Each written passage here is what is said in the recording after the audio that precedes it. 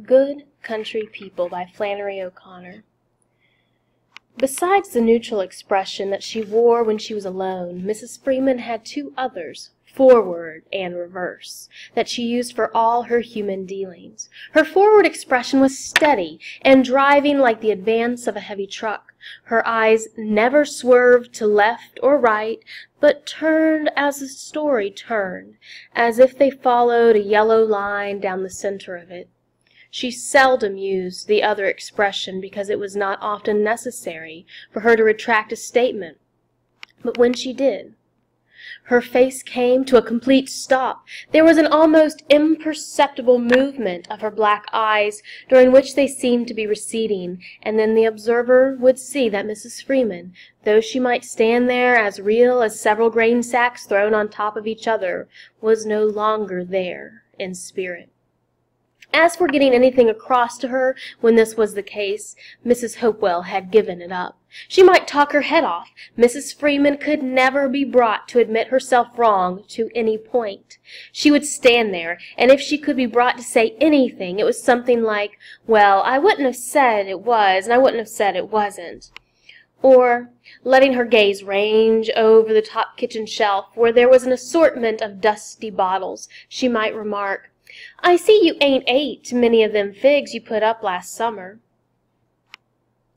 They carried on their most important business in the kitchen at breakfast. Every morning Mrs. Hopewell got up at 7 o'clock and lit her gas heater and Joy was her daughter, a large blonde girl who had an artificial leg. Mrs. Hopewell thought of her as a child, though she was 32 years old and highly educated. Joy would get up while her mother was eating and lumber into the bathroom and slam the door, and before long Mrs. Freeman would arrive at the back door. Joy would hear her mother call, "Come on in," and then they would talk for a while in low voices that were indistinguishable in the bathroom. By the time Joy came in, they had usually finished the weather report and were on one or the other of Mrs. Freeman's daughters, Glennice and Cara May. Joy called them Glycerin and Carmel. Glennice, a redhead, was 18 and had many admirers. Cara May, a blonde, was only 15, but already married and pregnant. She could not keep anything on her stomach. Every morning Mrs. Freeman told Mrs. Hopewell how many times she had vomited since the last report. Mrs. Hopewell liked to tell people that Glennice and Cara May were two of the finest girls she knew, and that Mrs. Freeman was a lady, and that she was never ashamed to take her anywhere or introduce her to anybody they might meet. Then she would tell how she had happened to hire the Freemans in the first place, and how they were a godsend to her, and how she had had them 4 years. The reason for her keeping them so long was that they were not trash. They were good country people. She had telephoned the man whose name they had given as a reference, and he had told her that Mr. Freeman was a good farmer, but that his wife was the nosiest woman ever to walk the earth. "She's got to be into everything," the man said. "If she don't get there before the dust settles, you can bet she's dead, that's all. She'll want to know all your business. I can stand him real good," he said, "but me nor my wife neither could have stood that woman one more minute on this place." That had put Mrs. Hopewell off for a few days. She had hired them in the end because there were no other applicants, but she had made up her mind beforehand exactly how she would handle the woman. Since she was the type who had to be into everything, then, Mrs. Hopewell had decided, she would not only let her be into everything, she would see to it that she was into everything. She would give her the responsibility of everything. She would put her in charge. Mrs. Hopewell had no bad qualities of her own, but she was able to use other people's in such a constructive way that she had kept them for 4 years. Nothing is perfect. This was one of Mrs. Hopewell's favorite sayings. Another was, "That is life." And still another, the most important, was, "Well, other people have their opinions too."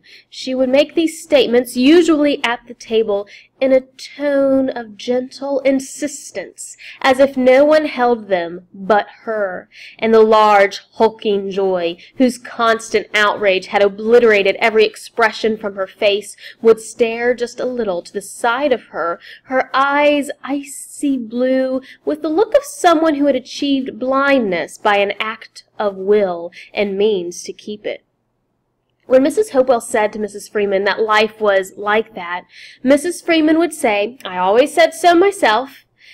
Nothing had been arrived at by anyone that had not first been arrived at by her. She was quicker than Mr. Freeman. When Mrs. Hopewell said to her, after they had been on the place for a while, "You know you're the wheel behind the wheel," and winked, Mrs. Freeman had said, "I know it. I've always been quick. It's some that are quicker than others." "Everybody is different," Mrs. Hopewell said. "Yes, most people is," Mrs. Freeman said. "It takes all kinds to make the world. I always said it did myself." The girl was used to this kind of dialogue for breakfast, and more of it for dinner. Sometimes they had it for supper, too. When they had no guests, they ate in the kitchen because that was easier. Mrs. Freeman always managed to arrive at some point during the meal, and to watch them finish it. She would stand in the doorway if it were summer, but in the winter she would stand with one elbow on top of the refrigerator and look down at them, or she would stand by the gas heater lifting the back of her skirt slightly. Occasionally she would stand against the wall and roll her head from side to side. At no time was she in any hurry to leave.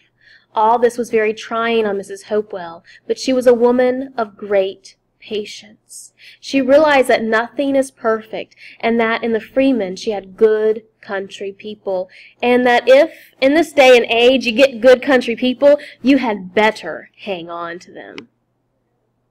She had plenty of experience with trash. Before the Freeman, she had avenged one-tenant family, or average one-tenant family a year. The wives of these farmers were not the kind who would want to be around you for very long. Mrs. Hopewell